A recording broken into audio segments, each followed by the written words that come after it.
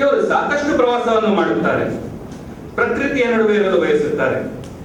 Pyramid ವ್ಯಾಲಿಯ architect ಆದ ಶ್ರೀಮತಿ ಭಾರತಿಯವರೊಂದಿಗೆ ವಿವಾಹವಾಗಿದ್ದಾರೆ. ಇವರು zero to hero ಮತ್ತು ಖಾಲಿ ಕಪ್ ಪುಸ್ತಕಗಳ ಲೇಖಕರು ಆಗಿದ್ದಾರೆ. ದ ಎಂಪ್ಟಿ ಕಪ್ ಎಂಬ ಇಂಗ್ಲಿಷ್ ಪುಸ್ತಕದ ಲೇಖಕರೂ ಆಗಿದ್ದಾರೆ. ಇವರು ಹಲವಾರು ಸಂಘ ಸಂಸ್ಥೆಗಳಲ್ಲಿ ಉಪನ್ಯಾಸವನ್ನು ನೀಡಿದ್ದಾರೆ ಮತ್ತು ಇವರ ಸಾಧನೆಗಳನ್ನು ಗುರುತಿಸಿ ಸದ್ಭಾವನಾ ಪ್ರತಿಷ್ಠಾನ ಸಂಸ್ಥೆಯು ಶ್ರೀಯುತರಿಗೆ ಸೇವಾ ರತ್ನ ಪ್ರಶಸ್ತಿ ನೀಡಿ ಗೌರವಿಸಿದ್ದಾರೆ. ಜೋರಾದ ಚಪ್ಪಾಳೆ. ಅದಲ್ಲದೆ ಟಿ.ಕೆ. ಪ್ರೇಮ್ ಕುಮಾರ್ ಅವರು ಪಿರಮಿಡ್ ಪಾರ್ಟಿ ಆಫ್ ಇಂಡಿಯಾ ಕರ್ನಾಟಕದ ಘಟಕದ ಅಧ್ಯಕ್ಷರಾಗಿರುತ್ತಾರೆ. ಕಳೆದ 15 ವರ್ಷಗಳಿಂದ ಸತತವಾಗಿ ಝೆನ್ ಧ್ಯಾನ ಕೇಂದ್ರವನ್ನು ಬೆಂಗಳೂರಿನಲ್ಲಿ ನಡೆಸಿಕೊಂಡು ಬಂದಿರುತ್ತಾರೆ. ಪ್ರತಿ ಶನಿವಾರ ಸಂಜೆ 5 ಗಂಟೆಗೆ ಝೆನ್ ಎಂಟಿ ಸ್ಪೇಸ್ ಕೇಂದ್ರದಲ್ಲಿ ಧ್ಯಾನ ಮತ್ತು ಸತ್ಸಂಗ ಕಾರ್ಯಕ್ರಮಗಳನ್ನು ನಡೆಸುತ್ತಿರುತ್ತಾರೆ. ದಿಕ್ಕೆ ತೋಚದ ಎಷ್ಟೋ ಮಂದಿ ಯುವಕರು ಝೆನ್ ಧ್ಯಾನ ಕೇಂದ್ರಕ್ಕೆ ಬಂದು ತಮ್ಮ ನಿಜವಾದ ಮತ್ತು ದೃಢವಾದ ಮಾರ್ಗವನ್ನು ಕಂಡುಕೊಂಡಿದ್ದಾರೆ.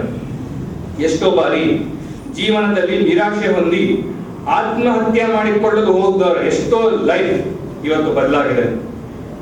ಎಷ್ಟೊಂದು ಜನ ಯುವತಿಯರಿಗೆ ಈ ಝೆನ್ ಧ್ಯಾನ ಕೇಂದ್ರವು ಒಂದು ದಾರಿದೀಪವಾಗಿದೆ. ನಮ್ಮಲ್ಲೇ ನಮಗೆ ತಿಳಿಯದೆ ಅದೆಷ್ಟೋ ಸರ್ವೇ ಸಾಮಾನ್ಯ ವಿಷಯಗಳನ್ನು ನಮಗೆ ಪರಿಪೂರ್ಣವಾಗಿ ಅರ್ಥ ಮಾಡಿಸಿದ್ದಾರೆ. ಇಂತಹ ಶ್ರೇಷ್ಠ ವ್ಯಕ್ತಿಯ ಪುಸ್ತಕಗಳು ಇಂದು ಬಿಡುಗಡೆಗೊಳ್ಳುತ್ತಿರುವುದು ನಮ್ಮ ಸೌಭಾಗ್ಯವೇ ಸರಿ.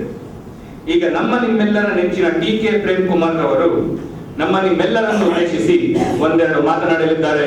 So let's welcome T K. Prem Kumar.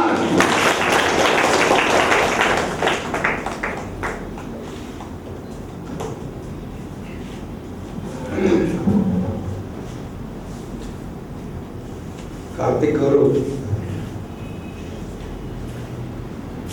Hero ಒಂದು ಹೀರೋ ಎಂಟ್ರಿ ತಗೊಳ್ಳಿ ಅಂತ ಅದನ್ನ ಎತ್ತಿದ್ದಾರೆ. Thank you Karthik. ವಿಷಯ ಗುಡ್ ಲಕ್.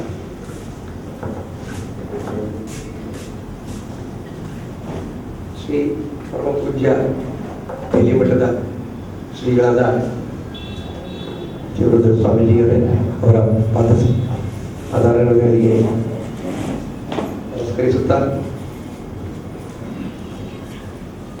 ನನ್ನ ಸಪ್ತ ಗುರುಗಳಾದ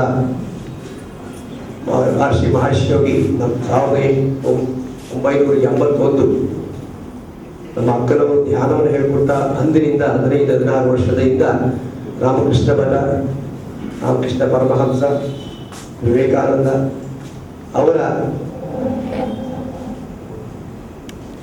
ಆಶ್ರಮದಲ್ಲಿ ನಾನು ನನ್ನ ಇನಿಷಿಯಲ್ ಡೇಸ್ ಕಳೆದ 1988 ಸ್ವಾಮಿ ಸುಕುಮಾರಾನಂದಜಿಯವರನ್ನು ಭೇಟಿಯಾದೆ. 10 ವರ್ಷಗಳ ಕಾಲ ಸತತವಾಗಿ ಅವರ ಜೊತೆ ನಾನು ಕೆಲಸ ಮಾಡಿದ್ದೀನಿ. ಅವರು ಮ್ಯಾನೇಜ್ಮೆಂಟ್ ಗುರು ಅಂತಲೇ ಬಹಳ ಪ್ರಸಿದ್ಧಿಯಾಗಿದ್ದರು. ನಾನು ಹೇಳಿ ಕೇಳಿ ಒಂದು ಹಳ್ಳಿಯ ಹುಡುಗ, 7 ವರ್ಷ ನಮ್ಮ ಮಾವನವರು ಇದ್ದಾರೆ. ಅವರು ನನಗೆ ಬಹಳ ಚೆನ್ನಾಗಿ ನನ್ನ ಹಿನ್ನೆಲೆ ಗೊತ್ತು. ನಮ್ಮ ತಾಯಿಯವರಿದ್ದಾರೆ. ಬೆಂಗಳೂರಿಗೆ ಬಂದಾಗ ಏನಾಗ್ತದೆ, ಕಸಿವಿಸಿ ಆಗ್ತದೆ, ಕೀಳರಿಮೆಗಳು ಬೆಳೆದಿರ್ತದೆ.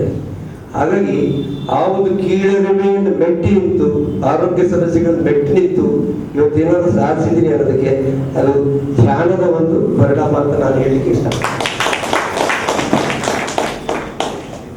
ಯಾಕಂದ್ರೆ ಕಂಪೇರಿಸನ್ನು ಒಂದು ಛಲ ಬರಬೇಕು ಅಂದ್ರೆ ಎಲ್ಲೋ ಒಳಗಡೆಯಿಂದ ಒಂದು ಶಕ್ತಿ ಕೆಲಸ ಮಾಡಬೇಕಾಗ್ತದೆ. ಆ ಒಂದು ಛಲದಿಂದ ನಾನು ಇಷ್ಟು ವರ್ಷಗಳ ಕಾಲ ಸುಗಮದ 10 ವರ್ಷಗಳ ಕಾಲ ನಾನು ಬದಲಾವಣೆ ಮಾಡಬೇಕು. ಅಲ್ಲಿ ಕನ್ನಡವೇ ಬರ್ತಿರ್ಲಿಲ್ಲ, ಎಲ್ಲ ಇಂಗ್ಲಿಷ್ ಹೇಳೋದು. ಹಾಗಾಗಿ ಬದಲಾವಣೆ ಬಹಳ ಆಯಿತು. ಓಶೋ ಅವ್ರನ್ನ ನಾನು ನೋಡಿದ್ದೀನಿ 1989 ಪೂನಾದಲ್ಲಿ. ಆವಾಗ ನಾನು ಅತ್ಯಂತ ಒಂದು ವಿವಾದವಾದ ವ್ಯಕ್ತಿ ಆಗೋಗ್ಬಿಟ್ಟಿದ್ದೆ. ಯಾಕೆಂದ್ರೆ ಓಶೋ ನೋಡೋದಕ್ಕೆ ನೀನು ಯಾಕೆ ಹೋಗಿದ್ದೆ, ಅವನು ಯಾಕೆ ಬೇಕು, ಈ ಸ್ವಾಮೀಜಿ ಯಾಕೆ ಬೇಕು. ಹಾಗಾಗಿ ಈ ಒಂದು ರೆಬಲಿಯಸ್ ಆಟಿಟ್ಯೂಡ್ ವಕ್ರ ಅಂತ ಹೇಳ್ತಾರೆ, ಎಡವಟ್ಟು ಗಿರಾಕಿ ಅಂತಾರೆ. ಈ ಎಡವಟ್ಟು ಗಿರಾಕಿ ಅಂತಾನೆ ನಾನು ಸ್ವಲ್ಪ ಫೇಮಸ್ ನಮ್ಮ ಸರ್ಕಲ್. ಹಾಗೆ ಸತ್ಯಸಾಯಿ 5 ವರ್ಷಗಳ 2005ರಲ್ಲಿ ಪತ್ರಿಜಿಯವರು ಸಿಕ್ಕಿದ್ರು. 10 ವರ್ಷಗಳು ಸತತವಾಗಿ ಏನು ಒಂದು ಹಳ್ಳಿಯ ಕಗ್ಗಲ್ಲು ಬಹಳ ಒಂದು ರಫ್ ಅಂಡ್ ಟಫ್ ಆಗಿತ್ತು. ಅದಕ್ಕೆ ಒಂದು ಫಿನಿಶಿಂಗ್ ಟಚ್ ಕೊಟ್ಟ ಕೀರ್ತಿ ಬ್ರಹ್ಮಶ್ರೀ ಪತ್ರಿಜಿಯವರು. ಅವರಿಗೆ ದೊಡ್ಡ ಚಪ್ಪಾಳೆ. ಶ್ರೀಗುರುವಿಗೆ ಪತ್ರಿಜಿಯವರು ಬಹಳ ಆಪ್ತರು. ಮೊನ್ನೆ ಕೂಡ ಇಬ್ರು ಅಪ್ಕೊಂಡು ಬಹಳ ಆ ಒಂದು ಫೋಟೋನ ನಾನು ನೋಡಿದ್ರೆ ಎಲ್ಲ ನಾವೇ ಧನ್ಯರು. ಇಂಥ ಮಹಾತ್ಮರ ಒಂದು ಸೇವೆಯನ್ನು ಮಾಡಲಿಕ್ಕೆ ನಮಗೆ ಇವಷ್ಟು ಒಂದು ಇದು ಆ ಸಮಯ ನಾವು ಅಲ್ಲಿದ್ವಲ್ಲ ಅನ್ನೋ ಒಂದು ಖುಷಿ ನಮಗೆ. ಸ್ನೇಹಿತರೆ, ಇಷ್ಟು ಆದರೂ ಸಹ ಕನ್ನಡ ಮೀಡಿಯಂನಲ್ಲಿ ಓದ ಒಂದು ವ್ಯಕ್ತಿ 7ನೇ ಕ್ಲಾಸ್ವರೆಗೂ ಇಂಗ್ಲಿಷ್ ಮೀಡಿಯಂ ಬಂದಾಗ ಏನಾಗ್ತದೆ, ಎಲ್ಲೋ ಕನ್ನಡದ ಒಂದು ಇದು ಇಂಗ್ಲಿಷ್ ಸಮಸ್ಯೆ ಆಗ್ತದೆ, ಇಂಗ್ಲಿಷ್ ಬರೋದಿಲ್ಲ, ಎಲ್ಲೋ ಫೇಲ್ ಆಗ್ತಿದ್ದ ವ್ಯಕ್ತಿ ಆಮೇಲೆ ಒಳಗಡೆ ಏನೋ ಒಂದು ಶಕ್ತಿ ಉಟ್ಕೊಂಡು ಹೊರಗೆ ಒಂದು ಸಾಧನೆ ಮಾಡಬೇಕು ಅಂತಲೇ ನಾನು ಸ್ನಾತಕೋತ್ತರ ಪದವಿಗಳು, ಮ್ಯಾನೇಜ್ಮೆಂಟು, ಪಬ್ಲಿಕ್ ಸ್ಪೀಕಿಂಗ್ 15 ವರ್ಷಗಳು ನಾನು 15 ವರ್ಷಗಳನ್ನ ಸತತವಾಗಿ ಬರೀ ಭಾಷಣವನ್ನು ಮಾಡೋದು ಹೇಗೆ ಅಂತ ಕಲಿತೀನಿ. ಅಂದ್ರೆ ಒಂದು ಸಂಘಟನೆ ಮಾಡೋದು ಹೇಗೆ, ಒಂದು ಮೀಟಿಂಗ್ ನಡೆಸೋದು ಹೇಗೆ, ಆ ಥರ ಒಂದು ಗುರುಗಳು ನನಗೆ ಸಿಕ್ಕಿದ್ರು. ಆಂಥೋನಿ ವಿಲಿಯಮ್ಸ್, ಅಪರೇಶ್ ಆಚಾರ್ಯ, ಟೋಸ್ಟ್ ಮಾಸ್ಟರ್ ಇಂಟರ್ನ್ಯಾಷನಲ್, ಅವ್ರನ್ನೆಲ್ಲರೂ ನಾನು ಜ್ಞಾಪಿಸ್ಕೊಳ್ಳೇಬೇಕು. ಯಾಕಂದ್ರೆ ಸೊ ಈ ಹಿನ್ನೆಲೆಯಲ್ಲಿ ನಾವು ಬದಲಾವಣೆ ಮಾಡಿಕೊಂಡು ನಂತರ ಸಿಕ್ಕಾಕೊಂಡಿರೋ ಎಷ್ಟೋ ಯುವಕರು ಯುವತಿಯರು ಇವತ್ತು ಇದ್ದಾರೆ. ಅವರೆಲ್ಲರಿಗೂ ಒಂದು ನನ್ನ ಒಂದು ಅನುಭವ ಮತ್ತು ನಾನು ಓದಿರೋ ಪುಸ್ತಕಗಳ ಒಂದು ಜ್ಞಾನ ಬರಲಿ ಅಂತೇಳಿ ನಾನು 0 to Hero ಬರೀಲಿಕ್ಕೆ ಶುರು ಮಾಡಿದೆ. ಆಗ ಪತ್ರಿಜಿಯವ್ರಿಗೂ ಗೊತ್ತಿತ್ತು. ಆ 0 to Hero ಬರೀಲಿಕ್ಕೆ ಶುರು ಮಾಡಿದಾಗ ಅದಕ್ಕೆ ನೀರಿರದ ವ್ಯಕ್ತಿ ಇವತ್ತು ನಿಮ್ಮ ಮುಳುಗೆ ಕೂತಿದ್ದಾರೆ, ಡಾಕ್ಟರ್ ಸತ್ಯನಾರಾಯಣ ಅವರು. ಅವ್ರಿಗೆ ನಾನು ಧನ್ಯವಾದ ಹೇಳಬೇಕು. ಯಾಕಂದ್ರೆ ಹೇಳಿ ನಾವು ಉದ್ಯಮಿಗಳು, ಇಂಜಿನಿಯರ್, ಬಿಲ್ಡಿಂಗ್ ಕಟ್ಟೋದು ನಮ್ಮ ಕೆಲಸ, ಬೇರೆ ಅಲ್ಲ. ಆದ್ರೆ ಅದರೊಳಗೆ ನನಗೊಬ್ಬ ಸಾಹಿತ್ಯಕಾರ ಇದ್ದಾನೆ. ಅದು ನಮ್ಮ ಮಾವನವರು, ನಮ್ಮ ತಾಯಿ ತಮ್ಮ ಅವರು ಬಹಳ ಹಿರಿಯ ಸಾಹಿತಿಗಳು. ಅಗ್ನಿಕುಂಡ ಸಮ್ಮೇಳನ ಮತ್ತು ಮಂಡ್ಯ ಜಿಲ್ಲೆಯ ಸಾಹಿತ್ಯ ಪರಂಪರೆ, ಸಂಗಮ ಅವಲೋಕನ, ಕೆರೆಕಟ್ಟೆಗಳ ಒಂದು ಸಂರಕ್ಷಣೆ ಬಗ್ಗೆ ಅವ್ರು ಎಷ್ಟು ಕಾಳಜಿ ಇತ್ತು ಅಂದ್ರೆ ನನ್ನ ಚಿಕ್ಕ ವಯಸ್ಸಿಂದ ಎಲ್ಲ ಸಾಹಿತ್ಯ ಕಾರ್ಯಕ್ರಮಗಳು ಕರ್ಕೊಂಡು ಹೋಗೋದು. ನಾನು ತುಂಬಾ ದೊಡ್ಡ ವ್ಯಕ್ತಿಗಳನ್ನ ನಾನು ನೋಡಿದ್ದೀನಿ. ಹಾಗಾಗಿ ನ್ಯಾಷನಲ್ ಕಾಲೇಜ್ ಬಸವನಗುಡಿಯಲ್ಲಿ ಸಹ ನನಗೆ ಕನ್ನಡದ ವಾತಾವರಣ ಇತ್ತು. ನರಸಿಂಹಯ್ಯನವರು ಇರ್ಬೋದು, ತುಂಬಾ ಶ್ರೇಷ್ಠವಾದ ವ್ಯಕ್ತಿಗಳು ಬರೋರು ನಾನು ಚಿಕ್ಕ ಹುಡುಗಾಗಿ ನಾನು ನೋಡ್ತಿದ್ದೆ. ಹಾಗಾಗಿ ಆ ಒಂದು ಸಾಹಿತ್ಯ ಒಳಗಡೆ ಇತ್ತು. ಪತ್ರಿಜಿಯವರು ಅದನ್ನ ನನಗೆ ಪುಸ್ತಕ ಬರೆಯಿದ್ರು. ಅದನ್ನ ನೀರೆಲ್ಲೂ ಕೋರ್ಸ್ದವರು, ನಮ್ಮ ಡಾಕ್ಟರ್ ಸತ್ಯನಾರಾಯಣ ಅವರು, ನಮ್ಮ ಪಿರಮಿಡ್ ಜ್ಞಾನ ಪ್ರಚಾರ ಟ್ರಸ್ಟ್ ನ ಎಲ್ಲ ಹಿರಿಯ ಮಾಸ್ಟರ್ಗಳು ಮತ್ತು ಪಿರಮಿಡ್ ವ್ಯಾಲಿಯ ನಮ್ಮ ಸ್ನೇಹಿತರು. 30 ಎಕರೆನಲ್ಲಿ ಪಿರಮಿಡ್ ವ್ಯಾಲಿ ಇವತ್ತು ನಮ್ಮ ಬ್ರಹ್ಮಶ್ರೀ ಪತ್ರಿಜಿಯವರು ನಿರ್ಮಾಣ ಮಾಡಿ ಲಕ್ಷಾಂತರ ಜನರಿಗೆ ಇವತ್ತು ದಾರಿದೀಪ, ಒಂದು ಧ್ಯಾನದ ಒಂದು ಜ್ಯೋತಿಯನ್ನು ಬೆಳಗುತ್ತಾ ಇದ್ದಾರೆ. ಆ ಒಂದು ಹಿನ್ನೆಲೆಯಲ್ಲಿ ನಾನು ಉಪಾಧ್ಯಕ್ಷನಾಗಿ ಕೆಲಸ ಮಾಡಬೇಕಾಗಿ ಬಂತು. ಕಳೆದ 7-8 ವರ್ಷಗಳಿಂದ ಸತತವಾಗಿ ಅರ್ಪಿಸ್ಕೊಂಡು ನಾವು ನಮ್ಮ ಸೇವೆಯನ್ನು ಸಲ್ಲಿಸಿದ್ದೀನಿ. ಈ ಒಂದು ಪುಸ್ತಕ ಅಂದ್ರೆ ಝೆನ್ ಅಂದ್ರೆ ಏನಂದ್ರೆ ಇಟ್ ಇಸ್ ಧ್ಯಾನ ಅಷ್ಟೇ. ಝೆನ್ ಅಂದ್ರೆ ಏನು ಬೇರೆ ಏನೂ ಅಲ್ಲ. ಆ ಝೆನ್ ವಿಷಯದಲ್ಲಿ ಹೇಳ್ಬೇಕು ಅಂದ್ರೆ ಮೊದಲು ನಾನು ಓಶೋ ಅವರಿಂದ ಕಲ್ತ್ಕೊಂಡೆ ಝೆನ್ ಅಂದ್ರೆ ಏನು, ಝೆನ್ ಬಗ್ಗೆ ಅವ್ರ ಪುಸ್ತಕಗಳಲ್ಲೆಲ್ಲ. ಆಮೇಲೆ ತಿಮ್ಮಪ್ಪ ಹೆಗಡೆ ಅವರು ಅಂತಿದ್ರು. ತಿಮ್ಮಪ್ಪ ಹೆಗಡೆ ಅವರು ತಮಗೆಲ್ಲ ಗೊತ್ತಿರ್ಬೇಕು, ನ್ಯೂರೋ ಸರ್ಜನ್. ಅವರು ನಾವು ಬಹಳ ಆಪ್ತ ಸ್ನೇಹಿತರು. ಅವರು ಝೆನ್ ಬಗ್ಗೆ ಮಾತಾಡೋರು. ಹಾಗೆ ಅದನ್ನ ಒಂದು ಸಂಶೋಧನೆ ಮಾಡಿ ಕಲ್ತ್ಕೊಂಡು ಆ ಝೆನ್ ಕಥೆಗಳ ಒಂದು ಅಲ್ಲಿ ಒಳ ಅರ್ಥಗಳನ್ನ ತಿಳ್ಕೊಂಡು ಅದನ್ನ ಡಿಸ್ಕಷನ್ ಮಾಡಿ ಝೆನ್ ಕೇಂದ್ರ ಅಂತ ತೆಗೆದು ಬಂದು ಪ್ರಾರಂಭ ಮಾಡಿದ್ರು.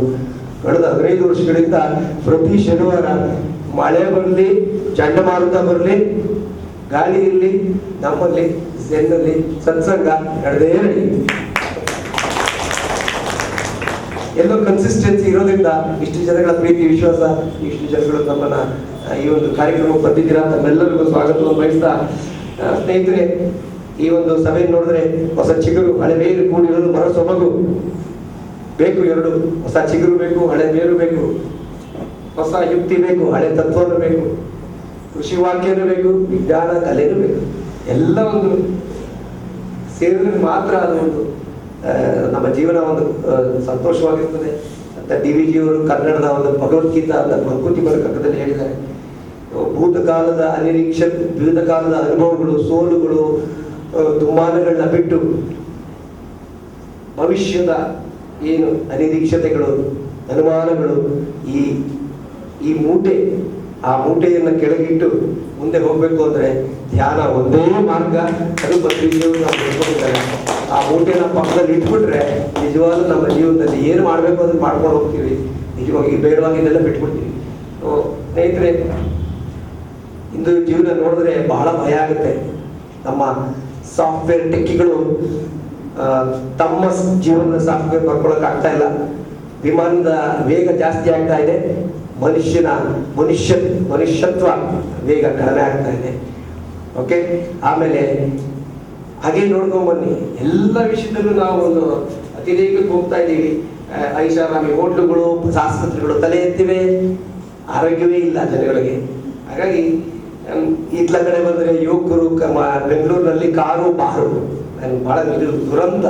ಕಾರು ಬಾರು, ಹಳ್ಳಿಯಲ್ಲಿ ರಾಜಕೀಯ ಜೂಜು, ಕೆಲಸದವ್ರು ಸಿಗ್ತಿಲ್ಲ ಇವತ್ತು. ಆದರೆ ಹಳ್ಳಿಯು ನಮಗೆ ಗೊತ್ತಿದೆ, ಹಳ್ಳಿಗಳಲ್ಲಿ ಇವತ್ತು ಕೆಲಸಗಾರರಿಲ್ಲ. ಯಾಕೆ? ಕೆಲಸ ಮಾಡಬೇಕಾಗಿದೆ, ಸೋಮಾರಿಗಳಾಗಿದ್ದಾರೆ. ಈ ಹಿನ್ನೆಲೆಯಲ್ಲಿ ಯುವಕರು ದಾರಿ ತಪ್ತಾ ಇದ್ದಾರೆ. ಆ ಒಂದು ಹಿನ್ನೆಲೆಯಲ್ಲಿ 0 to 0 ದಾರಿದೀಪವಾಗಲಿ ಅಂತ ನಾನು ಬಹಳ 5 ವರ್ಷಗಳಿಂದ ಶ್ರಮ ಮಾಡಿ ಒಂದು ಸೂರ್ಯದಿಂದ ಸಾಧನೆಗಿಂತ ಮೊದಲು ಬಂದು ಈಗ ಅದರ 2ನೇ ಒಂದು ಪರಿಷ್ಕರಿಸಿ ಅದನ್ನು ಮುಂದುವರಿಸಿ ಬರ್ತಿದ್ದೀನಿ. ಅದು ಯಾರೂ ತುಳಿಯದ ಹಾದಿ. ಅದರ ಒಂದು ಮುನ್ನಡೆಯನ್ನು ನಮ್ಮ ವೆಂಕಟೇಶ್ ಅವರು ಮಾಡಿದ್ದಾರೆ. MS ತಿಮ್ಮಪ್ಪನವರು ನನಗೆ ಬಹಳ ಪ್ರೋತ್ಸಾಹ ಕೊಟ್ಟರು. ಹಾಗೆ ಝೆನ್ ಪುಸ್ತಕದ ಒಂದು ಮುನ್ನುಡಿಯನ್ನ ಮೊಣಕಾಲ್ಮೂರು ಶ್ರೀನಿವಾಸ ಮೂರ್ತಿಯವರು, ಅವ್ರಿಗೂ ಕೂಡ ಧನ್ಯವಾದ ಹೇಳಲಿಕ್ಕೆ ಇಷ್ಟಪಡ್ತೀನಿ. ನಾನು ಮೂಲತಃ ಕನ್ನಡದ ಒಂದು ಬರಗಾರನಾದ್ರೂ ಕೂಡ ಈ ಲೋಕಸಭಾ ಚುನಾವಣೆ ಬಂದಿರೋದ್ರಿಂದ ಕೆಲವು ಕ್ಷೇತ್ರಗಳಲ್ಲಿ ನಮ್ಮ ಅಭ್ಯರ್ಥಿಗಳಿಂದ ನನಗೆ ಸಮಯ ಇರಲಿಲ್ಲ. ಹಾಗಾಗಿ ನಮ್ಮ ಸ್ನೇಹಿತರಾದ HSL ಪ್ರಕಾಶ್ ಅವರು ಅತ್ಯಂತ ಅಮೋಘವಾಗಿ ನನ್ನ ಇಂಗ್ಲಿಷ್ ಪುಸ್ತಕ ಇತ್ತಲ್ಲ, ಅದು ಫಸ್ಟ್ FT ಕಪ್, ಅದನ್ನು ಅನುವಾದ ಕೊಟ್ಟಿದ್ದಾರೆ. ಅವ್ರಿಗೂ ಕೂಡ ನಾನು ಧನ್ಯವಾದ ಹೇಳ್ತೀನಿ ಈ ಒಂದು ಸನ್ನಿವೇಶದಲ್ಲಿ. ಸ್ನೇಹಿತರೆ, ಕೊನೆಯದಾಗಿ ಹೇಳ್ಬೇಕು ಅಂದ್ರೆ, ದೇವರು ಭಗವಂತ ಎಲ್ಲಿದ್ದಾನೆ? ಶಿಲೆಯಲ್ಲಿದ್ದಾನ? ಝೆನ್ ಅಂದ್ರೆ ಭಗವಂತನ ಆ ಒಂದು ಸ್ವರೂಪವನ್ನ ನಮ್ಮೊಳಗೆ ಹೊತ್ತುಕೊಂಡು ಹೋಗುವುದು ಝೆನ್. ಮಾನವನಲ್ಲಿ ಲೀನವಾದ ಮೇಲೆ, ಮಾಧವ ಬೇರೆ ಇಲ್ಲ, ಮಾನವ ಬೇರೆ ಇಲ್ಲ, ಎರಡೂ ಒಂದೇ. ಆ ಮಾಧವತ್ವದಲ್ಲಿ ಇಟ್ಕೊಂಡು ನಮಗೆ ಜೀವನವನ್ನು ಸಾಕ್ತಾ ಹೋದ್ರೆ ಅದೇ ನಿಜವಾದ ಧ್ಯಾನಾವಸ್ಥೆ, ಅದೇ ನಿಜವಾದ ಝೆನ್ ಅಂತ ನಾನು ಹೇಳಲಿಕ್ಕೆ ಇಷ್ಟಪಡ್ತೇನೆ. ಬಸವಣ್ಣವರು ಈ ಒಂದು ಸಂದರ್ಭದಲ್ಲಿ ಶ್ರೀಗಳ ಮುಂದೆ ನಾನು ಬಸವಣ್ಣವರು ಒಂದೇ ಒಂದು ತುಣುಕು ಹೇಳಲಿಕ್ಕೆ ಇಷ್ಟಪಡ್ತೇನೆ. ಕಲ್ಲು ದೇವರು ದೇವರಲ್ಲ, ಮರದೇವರು ದೇವರಲ್ಲ, ಪಂಚಲೋಹದಲ್ಲಿ ಮಾಡಿದ ದೇವರು ದೇವರಲ್ಲ, ಇನ್ಯಾರು ದೇವರು? ತನ್ನ ತಾನರಿದು ತಾನಾರೆಂದು ತಿಳಿದೊಡೆ ತಾನೇ ದೇವನೊಳಾಗಿ ಕೂಡಲು ಸಾಧ್ಯ. 12ನೇ ಶತಮಾನದ ಸಮಾಜದ ಸಮಾನತೆಯ ಒಂದು ಅಧಿಕಾರರಾಗಿ ಬಸವಣ್ಣವರು ಬಂದರು. ಕರ್ನಾಟಕದ ಹೆಮ್ಮೆಯ ಪುತ್ರರು. ಅವರ ಒಂದು ಹಾಕಿಕೊಟ್ಟ ಹಾದಿ ನಡೆಯೋಣ, ವಿವೇಕಾನಂದರು ಹಾಕಿಕೊಟ್ಟ ಹಾದಿಲಿ ಹೋಗೋಣ. ಎಲ್ಲ ಮಹಾತ್ಮರು ಅವರು ಹಾಕಿಕೊಟ್ಟ ಒಂದು ಹಾದಿಲಿ ಹೋಗ್ಬೇಕಾದ್ರೆ ತುಂಬ ಕಷ್ಟಗಳು ಬರ್ತದೆ. ಆದರೂ ಅದನ್ನು ಸಹಿಸಿಕೊಂಡು ಛಲದಿಂದ ಮುನ್ನಡೆದರೆ ಯಶಸ್ಸು ಸಿದ್ಧ. ಲೋಕ ಕಲ್ಯಾಣ ಪೂರ್ವಕವಾಗಿ ನಮ್ಮ ಕೆಲಸಗಳು ಇದ್ದರೆ ನನ್ನ ಕಲ್ಯಾಣವೂ ಆಗ್ತದೆ. ಗುರುವಿನ ಕೃಪೆ, ಆ ಒಂದು ಧ್ಯೇಯಗಳು, ಮತ್ತು ನಾವು ಜ್ಞಾನೋದಯ ಅಂತ ಹೋಗ್ತೀವಿ. ಜ್ಞಾನೋದಯ ಎಲ್ಲೂ ಇಲ್ಲ. ಈ ಕ್ಷಣದಲ್ಲಿ ಅರಿವಿನಿಂದ ಜೀವಿಸೋದೇ ಜ್ಞಾನೋದಯ, ಎಲ್ಲೂ ಇಲ್ಲ. ಹಾಗಾಗಿ ಸ್ನೇಹಿತರೆ, ಅರವಿಂದಣ್ಣ ಅವರು ಒಂದು ವಚನವನ್ನು ಬಹಳ ಚೆನ್ನಾಗಿ ಹೇಳ್ತಿರ್ತಾರೆ. ಅದು ಯಾಕಂದ್ರೆ ಕನ್ನಡದಲ್ಲಿ ಎಲ್ಲೋ ವಚನವನ್ನು ಸಾಹಿತ್ಯ ಅಂತ ಕೊಡಿದ್ದಾರೆ, ಆದರೆ ಬಸವಣ್ಣವರು ಆಧ್ಯಾತ್ಮಿಕ ಹೆಮ್ಮೆಯ ಪುತ್ರರು. ಅರವಿಂದಣ್ಣವರು ಹೇಳ್ತಿರೋ ಒಂದು ವಚನ ಯಾವುದಂದ್ರೆ, ಜಗದಗಲ ಮುಗಿಲಗಲ ಮಿಗೆಯಗಲ ನಿಮ್ಮಗಲ ಪಾತಾಳದಿಂದ ತತ್ತ ನಿಮ್ಮ ಶ್ರೀ ಮುಕುಟ,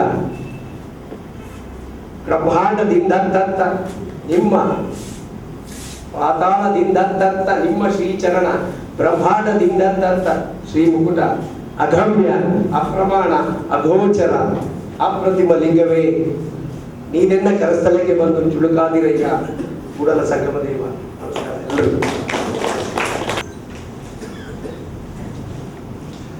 ಟಿ ಕೆ ಪ್ರೇಮ್ ಕುಮಾರ್ ಅವರಿಗೆ ಧನ್ಯವಾದಗಳು.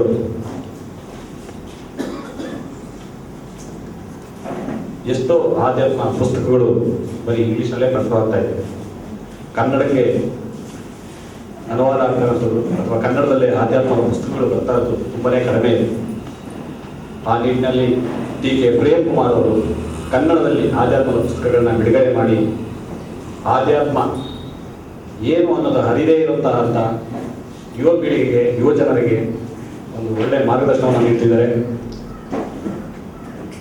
ದಯವಿಟ್ಟು ಅವರಿಗೆ ಜೋರಾದ ಚಪ್ಪಾಳೆ.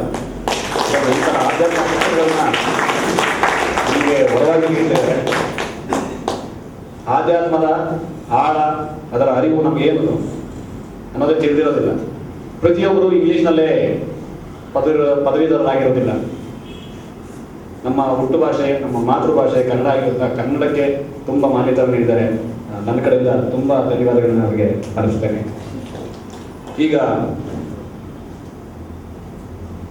ಅತ್ತಿಹಳ್ಳಿ ದಾಸೇಗೌಡರು, ದಯವಿಟ್ಟು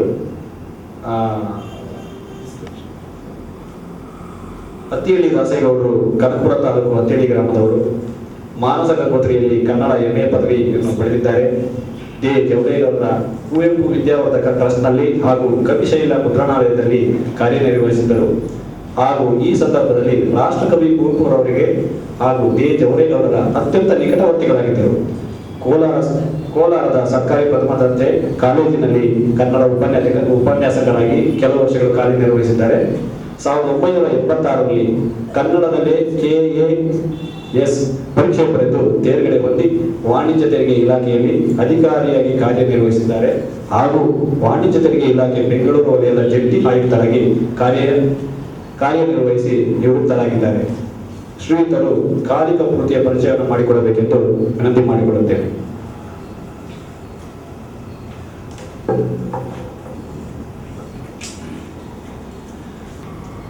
ಈ ಜೈನ ಸಭೆಯ ಸಭಾಧ್ಯಕ್ಷರಾದ ಪರಮ ಪೂಜ್ಯ ಶ್ರೀಗಳವರೇ, ವೇದಿಕೆಯ ಮೇಲೆ ಉಪಸ್ಥಿತರಿರುವ ನನ್ನ ಸಹೋದರರೇ, ಮುಖ್ಯವಾಗಿ ಶ್ರೀ ಟಿ.ಕೆ. ಪ್ರೇಮ್ ಕುಮಾರ್ ಅವರೇ, ಅವರಿಗೆ ನಾನು ಈ ಸಂದರ್ಭದಲ್ಲಿ 50ನೇ ಹುಟ್ಟುಹಬ್ಬದ ಶುಭಾಶಯಗಳನ್ನ ಕೋರ್ತೇನೆ. 50 ವರ್ಷ ಅವರಿಗೆ ಆಯುಸ್ಸಿನ ಎಷ್ಟು ಇರಬೇಕು ಅಂತ ಅಂದರೆ ಶೂನ್ಯ ಮುಂದೆಗಡೆ ಎಷ್ಟು ಬೇಕಾದ್ರೂ ಇಟ್ಕೊಳ್ಳಿ. ಯಾಕಂದರೆ ಇವತ್ತು ಶೂನ್ಯ ಬಗ್ಗೆ ಬಹಳ ಚರ್ಚೆ ಆಗಿದೆ. ಹೀಗೆ ಹಾಗಾಗಿ ನನ್ನ ಆತ್ಮೀಯ ಬಂಧುಗಳು ನನಗೆ ಒಂದು ಕೆಲಸ ಕೊಟ್ಟಿದ್ದಾರೆ. ಖಾಲಿ ಕಪ್ ಅನ್ನುವ ಪುಸ್ತಕದ ಬಗ್ಗೆ ಪರಿಚಯ ಮಾಡಿಕೊಡಿ ಅಂತ. ಈ ಖಾಲಿ ಕಪ್ ಅನ್ನುವಂಥದ್ದು MBD ಕಪ್ ಅಂತ ಟಿ.ಕೆ. ಪ್ರೇಮ್ ಕುಮಾರ್ ಅವರು 2012ರಲ್ಲಿ ಇಂಗ್ಲೀಷ್ನಲ್ಲಿ ಬರೆದಿದ್ರು.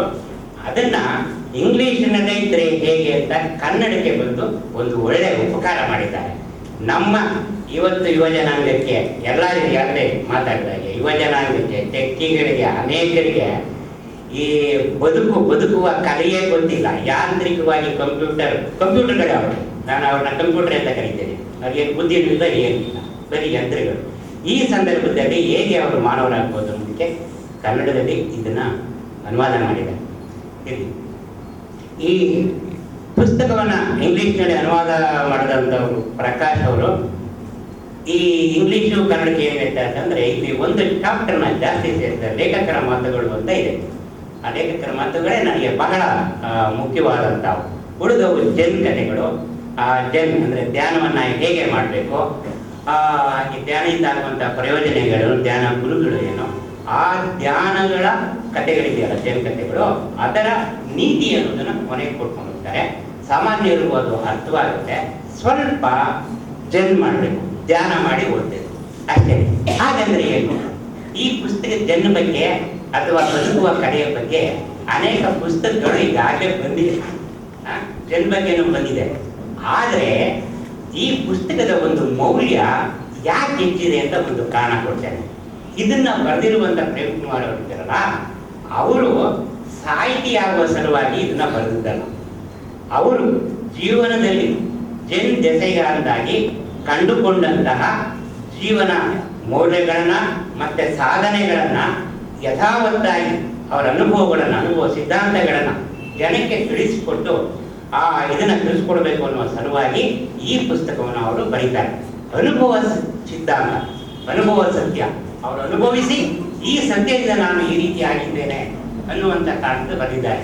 ಇಲ್ಲ ಅಂತ ಅಂದ್ರೆ ಬರೀ ಇದು ಏನೋ ಧ್ಯಾನ ಮೌನ ಅಂತ ಏನೋ ಹೇಳ್ಕೊಂಡು ನಾವು ಏನಾದ್ರೂ ಈ ಸಾಧನೆಯನ್ನ ಮಾಡದೇ ಇದ್ರೆ, ಉತ್ತುಂಗ ಶಿಖರಕ್ಕೆ ಏನಾದ್ರು ನಾವು ಏರದೇ ಇದ್ರೆ, ಅಯ್ಯೋ ಅವನು ಏನು ಧ್ಯಾನ ಮೌನ ಅಂತ ತಿಳ್ಕೊಂಡು ಅವನು ಏನು ಇಲ್ಲ ಅಂತ, ಹಂಗಲ್ಲ. ಈ ಧ್ಯಾನ ದೆಸೆಯಿಂದಲೇ ಅವರು ಉನ್ನತೀಕರಣವನ್ನ ಬಂದಿದ್ದಾರೆ. ಹೇಗೆ ಅನ್ನೋದಕ್ಕೆ ಈ ಪುಸ್ತಕವನ್ನ ಓದಬೇಕು. ಅಲ್ಲಿ ಹಾಗಾದ್ರೆ ಪ್ರೇಮ್ ಕುಮಾರ್ ಅವರ ವಿಶೇಷ ಇರುವಂತಹದ್ದು ಎಲ್ಲಿ? ಪ್ರೇಮ್ ಕುಮಾರ್ ಸಾಧನೆ ಎಲ್ಲಿ?